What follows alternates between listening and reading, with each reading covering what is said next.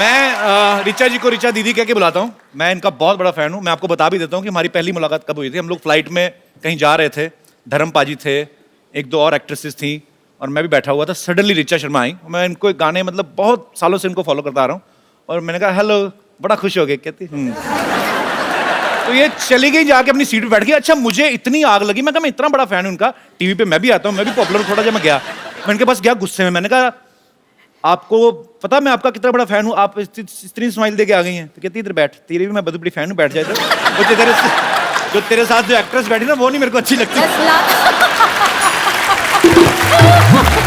मैंने नाम तो नहीं लिया। तो भाई बड़ी तेज मेमोरी, एटलीस्ट 4-5 साल हो गए इस बात को। बाकी सब इन्होंने सच बोला कि भाई ऐसे वैसे वैसे, लेकिन ये बात झूठ बोली कि मैंने ऐसे कर दिया वैसे कर दिया। ये काम इनके हैं।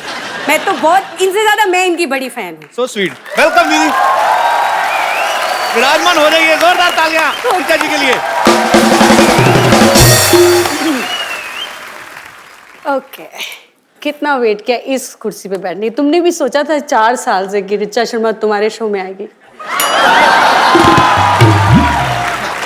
मैंने सोचा था, पर मेरे को ये नहीं सोचा आपको बुलाऊं कैसे। उसके बाद जब आपके साथ जान पहचान हो गई, फिर तो मुझे पता था। और काफी बार ट्राई किया आपको। बहुत बार किया। आप कभी बाहर होती है, अमेरिका होती है, कभी कहीं होती है। अमेरिका तो तुम्हारे ही साथ होती है अक्सर। वो तो मैं तो एक बार गया, आप तो हर महीने चली जाती हैं। ऋचा दीदी, आपकी आवाज इतनी बुलंद है ना, एक्चुअली मैं जब भी आपको सुनता हूँ रोंगटे खड़े हो जाते हैं। आजकल की मैं हीरोइन देखता हूँ 35-40 किलो की, मुझे लगता है आपकी आवाज वो सूट ही नहीं करेगी। ज्यादा सूट करेगी। नहीं, उसके नीचे दबके ना कहीं मर जाए। मैं ये सोचता हूँ आपकी आवाज इतनी बुलंद कैसे? क्या बचपन में तानपुरा खा लिया था आपने क्या? मैं इनको शेरनी सिंगर बोलता हूँ। शेरनी है ये, दहाड़ती है स्टेज पे।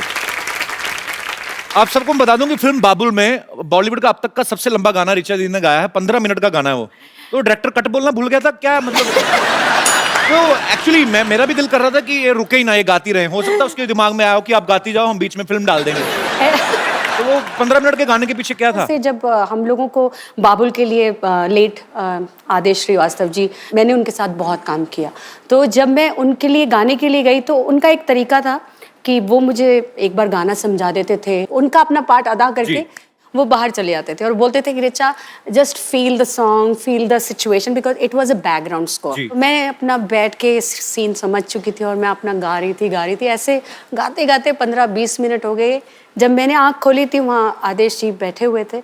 मैं आँख खोला तो वो भी आँखें पानी भरे हुआ था और मेरी आंखों में पानी। तो एक माहौल, एक अलग एम्बियंस बन गई। तो इस तरह वो एक बात चली आई कि 15 मिनट, वैसे 2.5 मिनट का ही फिल्म में दिखाया गया। फिल्म के अंदर 2.5 मिनट। नहीं तो बॉलीवुड फिल्म में 15 मिनट तो हीरोइन को 2 बच्चे हो जाते हैं। देखा जाता है।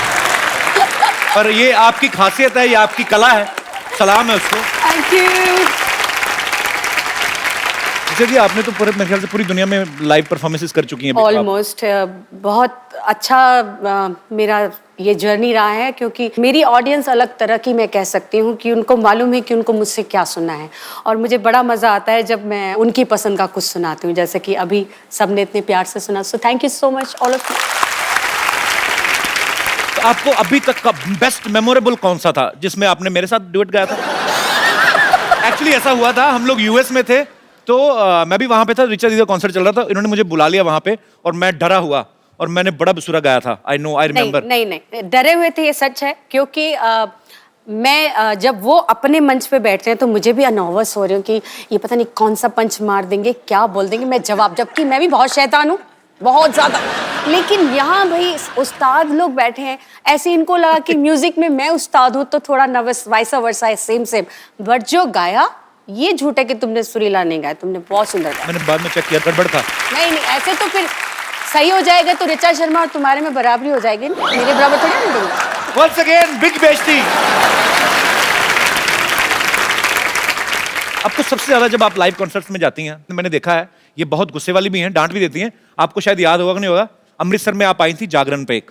वो तो तुम मतलब बहुत साल पुरानी बात। आप देख लो मैं आपका कितना पुराना फैन हूँ। ये तो तुम मुझे बताते आ रहे हो और मैं जानती भी हूँ। और मेरे ख्याल से पहली बार कपिल आपने मुझे वहीं सुना था। जी, तो वहां पे क्योंकि जागरण था, सारी रात लोग खड़े रहते हैं, तो पीछे 4-6 लौंडे लपाड़े तो 2 काट मार के आए थे। तो इनको पता चल गया कि ये हुड़दंग कर रही हैं और फिर जो इनके अंदर दुर्गा का रूप आया माइक पे ही उनको, दफा हो जाओ यहाँ से, ऐसे लोग आते, ऐसे आते जागरण में।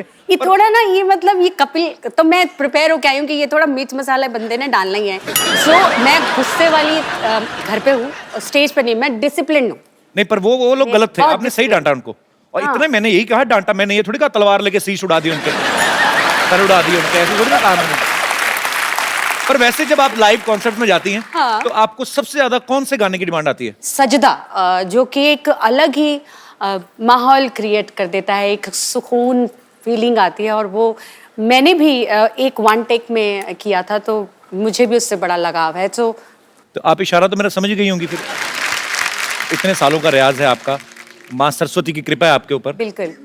पर आपने वैसे गाना कितनी उम्र में शुरू कर दिया था?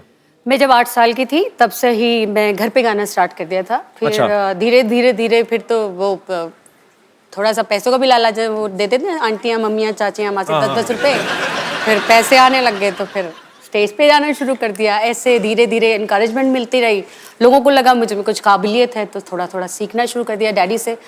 तो जब आपके पापा भी गाते थे? वो ऐसे मतलब क्लासिकल सिंगर नहीं थे, वो पुजारी थे। फिर धीरे धीरे उम्र बढ़ती गई, लोगों ने और बोला कि और तालीम क्लासिकल बेस्ड होना जी। चाहिए। तो मुझे बहुत सॉरी कहना नहीं चाहिए, पर मैं समझ नहीं आती थी उस उम्र में कि जी। क्या सारेगामा पाधा नहीं, because I was very young. पर धीरे धीरे जब उसको सीखना शुरू किया तो चस्का, स्वाद, जैसे कि आजकल कपिल को आप देख रहे हैं, रोज नई नई पिक्चर्स आ रही हैं, जिम का स्वाद लगा हुआ है ना। तो इसी मौके पे मैं कहना चाहूंगा कि पिक्चर आ रही फिरंगी, माइंड ब्लोइंग। बिल्कुल सुपर। 3-4 साल पुरानी ही बात है, तो मैं हमेशा कपिल से जब भी फोन पे बात हुई मैं बोलती थी भाई तुमको गाना चाहिए, एक एल्बम करो, एक गाना करो, हम लोग मिलके एक गाना करते हैं। जनाब बहुत खुश होते थे। तो आज मेरे ख्याल से एक पीछे एक गाना भी, फिल्म में भी गाया, अपनी खुद की फिल्म में। जी जी। नहीं, कमाल किसी का की गाया। फिल्म थी। अच्छा, किसी की फिल्म हाँ। नहीं थी, तुम्हारी खुद की एक्टिंग वाली फिल्म। अच्छा हाँ, उसमें भी गाया था। तो है ना, खुद दिखा। आजकल इतने ऑफर में भूल जाता हूँ। Oh my God! वैसे ये बात सही है, एक्टर्स ही गा रहे हैं तो बेचारे सिंगर्स तो आजकल। ये क्या बात है और क्या, कि आप मुझे ताना दे रही हैं? मैंने क्या किया है? तुम्हारे थ्रू कहीं और जा रहा है ये निशान। पर आजकल एक्चुअली ये ट्रेंड शुरू हो गया है। हाँ, बहुत बुरा है ना। सीधा सीधा मुंह पे भेजती, मैं नहीं गाऊंगा आगे से। नहीं नहीं, तुम थोड़ा बहुत ठीक गा लेते हो। आजकल तो एक सबसे बुरा लगता है ये जो ट्यूनर आ गए हैं, ये जो ट्यूनर लगा के किसी को भी सिंगर बनाए, ऐसे थोड़ी होता है। ऐसे कोई भी है और गाय और ट्यूनर लगा के सुरीला बनता है, ऐसे थोड़ी। अब मतलब तुम्हारे को बता रही हूँ, ऐसे थोड़ी होता है।